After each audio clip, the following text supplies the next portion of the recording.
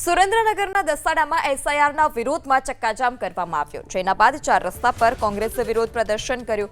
કોંગ્રેસના કાર્યકરોની પોલીસે અટકાયત કરી। દસાડામાં 7,000 મતદારોના નામ કમી કરવાનો આરોપ છે। સુરેન્દ્રનગર જિલ્લામાં 24,000 નામ કમી થયાનો આરોપ।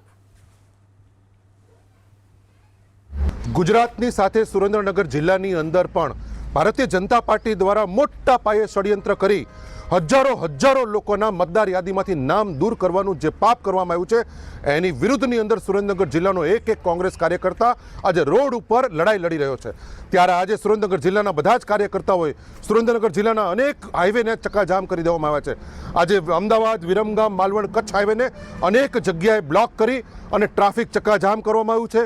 બહુચરાજીથી દસાડા, માલવણ અને સુરેન્દ્રનગર સુધીનો હાઈવે પણ ચક્કાજામ અનેક જગ્યાએ કરવામાં આવ્યો છે। સુરેન્દ્રનગરની અંદર ધોળીપોળ, સિયાણીની પોળ પાસે પણ ચક્કાજામ કરવામાં છે। સાથે આજે લીંબડી નેશનલ હાઈવેને પણ ચક્કાજામ કરવાના કાર્યક્રમો આપવામાં આવ્યા છે।